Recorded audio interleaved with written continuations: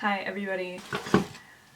This is not, I never post videos on Facebook or anything, I don't do that. But I really want people to know about this. I don't know, I just really want people to be knowledgeable about this and know that these sort of things are happening. This is a lot for me because the topic is so close to my heart, and also because it's so private and really only my family know about it, and I don't know how they're all going to react when they see that I post this video talking about it. But this video is about my brother Dylan. He is 2 years older than me. He's 21, I'm 19. Growing up, him and I were best friends. He's alive. This isn't a video to say how my brother died. As some of you may know, my brother Dylan has a mental health issue. He has psychosis, and I don't know all of it really in depth. I know he has psychosis. He has like a little bit of schizophrenia, I think. Anyway, so I'm just gonna start from the beginning where it all happened, and then I'll lead up to where it is now and why I'm making this video. Growing up, me and my brother were best friends. As many of you, probably all of you know, I have a really big family, and there's 9 of us. There's 9 kids and my parents, so there's 11 of us, and our house was always a madhouse. Toys everywhere, just crazy, loud, all the time, and everybody had like kind of their partner, not their partner, but their sibling that was the closest in age with them. Like Damien has Cherise because they were the first 2, and then Siobhan and Krista, and then Krista, Danielle, and Siobhan were kind of a thing, and then Caitlin and Danielle, and then Caitlin and Brittany, and then me and Dylan were always a pair. Here are some pictures of me and my brother. I have one that's my favorite, but I don't have it printed, which is really annoying, but there was a picture. He jumped on top of me on a bed when I was crying, and he was trying to make me stop crying, but he jumped on me, and then my face blended into my mom's pink blanket on her bed, and it's really funny. But anyway, this is a picture of me and my brother. Let's see if I can focus. There we go. It's me and my brother in my oldest brother's room, and we always just dressed up in his clothes. And then there's us taking a picture together for, like, right after the family pictures, we took this picture together. And then there's this picture. This is the most recent picture I think of it. I have of him. This was 2014, summer 2014, August 9th at my sister's wedding.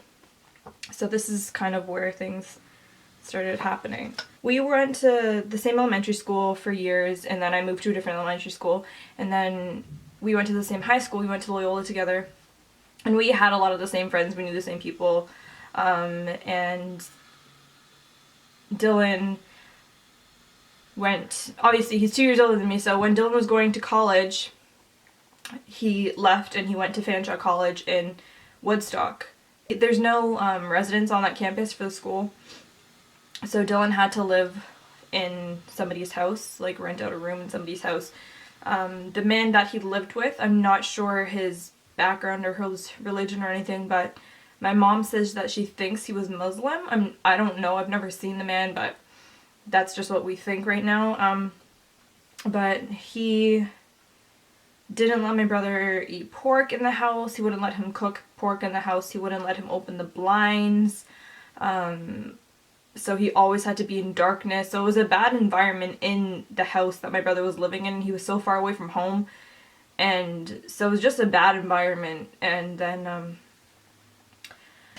then my brother tried out for the hockey team, and he made the first cut. I think he didn't make the second cut, or he got kicked off or something like that, because all of a sudden he wasn't on the hockey team anymore. He was really sad because hockey is his passion. He's been playing hockey since he was like, I don't know, 3 or 4, I don't know, but there's nothing in the world that he loved more than hockey. And anybody that knows him could have told you that. All of a sudden, one day, my brother started to do he started having these weird tendencies when he came back home from, like, when he came home for Christmas from college and stuff. Then he would be, like, doing weird things with his face like this, and just, like, or he would do things with his hands that I noticed, and he just started doing all these weird things, and people were saying, like, they think it's Tourette's and they think it's this and that. And we're always asking him, Dylan, what are you doing? Like, are you in pain? And he didn't, he said no, he's just stretching. I was like, okay. That was the beginning. That was about 2 or 3 years ago now. And those were the very minor things. Then all of a sudden he's like hopping instead of walking normally. Like, he'll walk like this and then he'll be like, and like hop, I don't know, just like weird things like that. And we would think like it's just Dylan being weird and don't pay attention to it because he's just weird and he's just doing things. But then it was just like, it kept on happening, and it kept on happening over and over and over. And then things started getting worse and progressively getting worse, and we're all seeing it. And as you can see in this picture, he stopped cutting his hair. He just let it grow and grow. And I forgot to mention this, when we were in high school, my friends used to be like in love with my brother. They would be like, oh my gosh, your brother's so hot, this and that. And they would always ask me like, oh, how's Dylan? And I'm like, leave him alone, that's my brother, that's really gross. Yes, Mom? Everybody was always like so attracted to, oh, Dion's brother, Dylan, this and that. It was just really weird for me. Because he always really cared about the way he looked and the way that he smelled, and he was so keen on taking showers. And after his showers, he always had to lotion. He was lotioning himself like 4 times a day, I swear, like always. And so after his showers, he would always come to me and I would lotion his back for him and get all the places that he can't reach, like on his back. So I would lotion his back for him. This happened all the time. And then that was back then. And then leading up to this picture, he stopped taking he stopped getting haircuts. He let his facial hair grow in and stuff, and a lot of people could say that's just him growing up. His taste is changing. And yeah, I understand that, but he did not maintain it ever. He just let his hair go wild, and he stopped taking showers eventually. That's not normal. You can't say that it's just normal and he's just changing because he's not taking showers. So, coming up to last year, sometime early last year, I'm pretty sure, maybe I'm wrong, I'm not sure, but early last year, probably this time last year, my mom started taking him to doctors to see what they would say about it. And nobody was really saying anything. And then all of a sudden, in May, on the day my sister Siobhan was giving birth to my nephew, my brother, my brother Dylan was admitted into Mississauga Trillium Hospital, which is the hospital I was born at. My mom's crying. I think it was May 13th. I think that's the day. But anyway, so he was admitted into Mississauga Trillium Hospital that day. Horrible day for my entire family.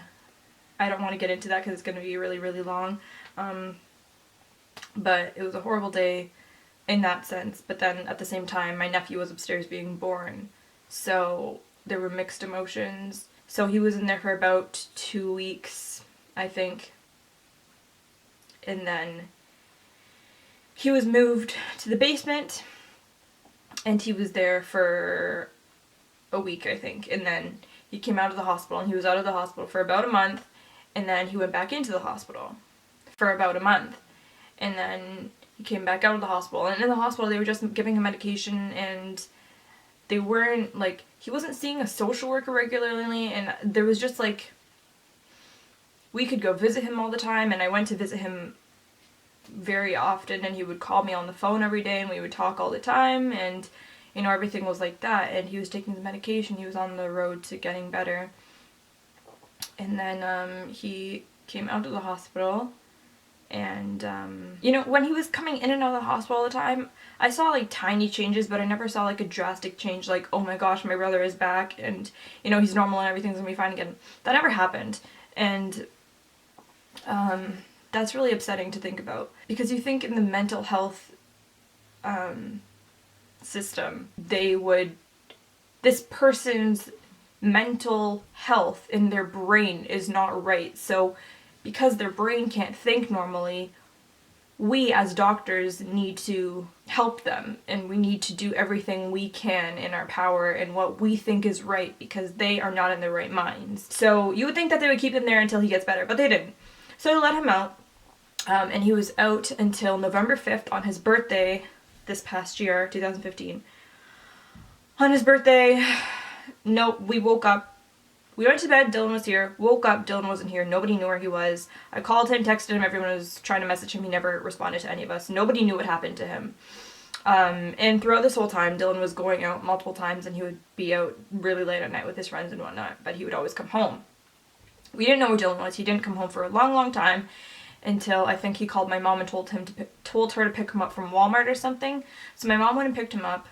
And she was like, this is it, like, we have to go to the hospital. There's a hospital downtown Toronto called the CAMH Hospital, and it's like Canadian Social Association of Mental Health or something like that, mental health addiction. I don't know, something like that.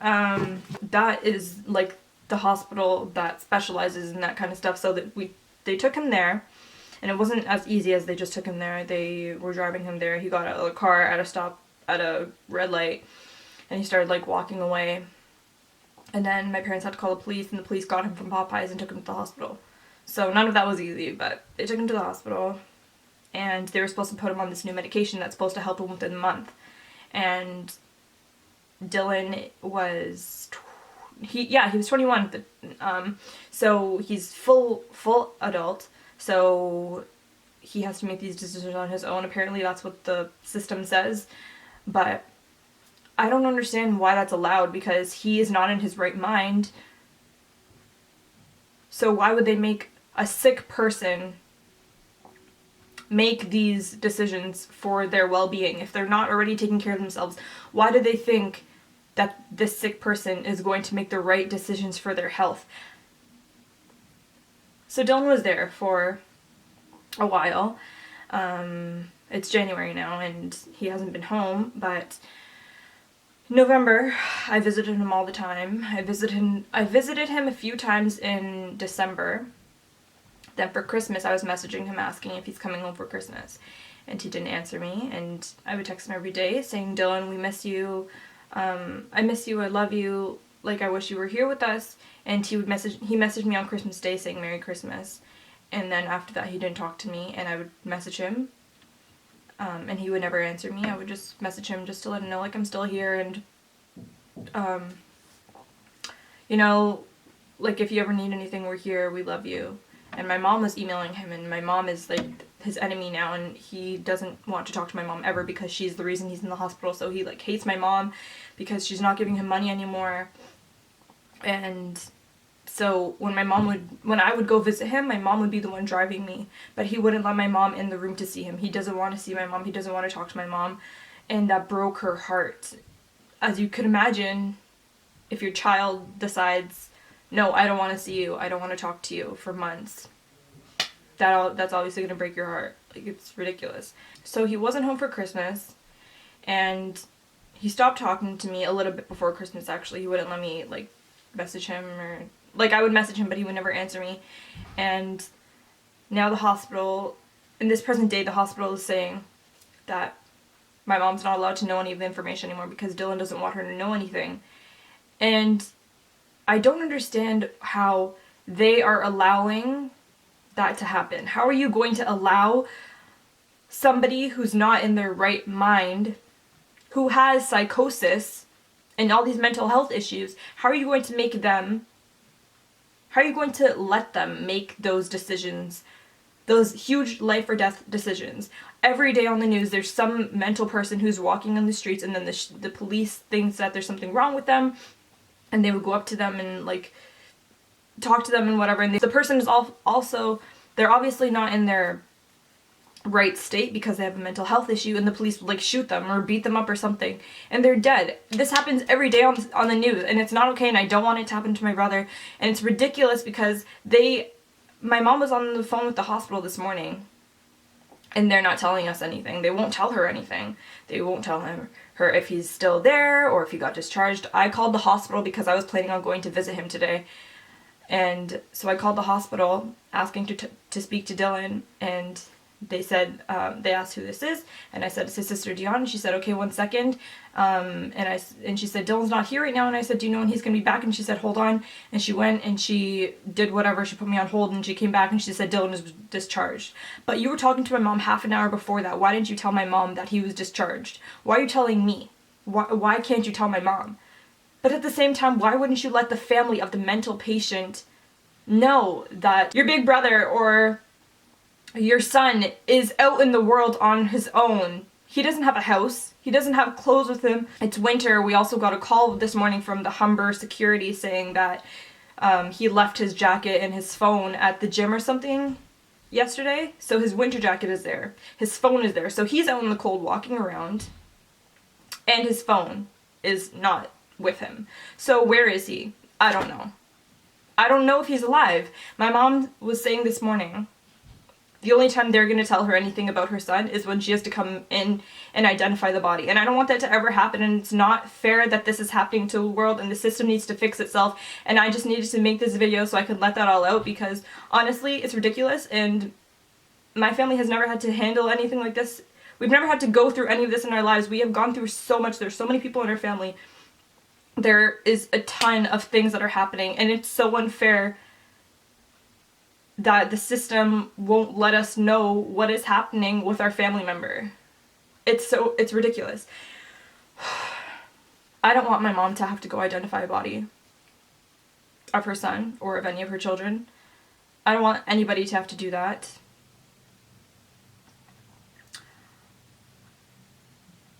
Mental health is real, and people need to understand that and do more research into mental health, because it's not a joke. I don't care if this is the system needs to change.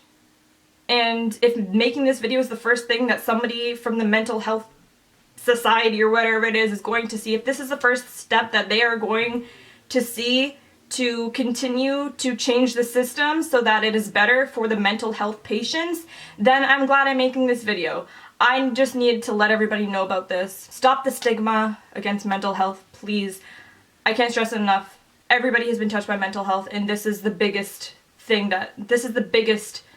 situation for mental health that has ever touched me and my family. I don't know what else to say. I'm just gonna go on and I might scream, so thank you for watching.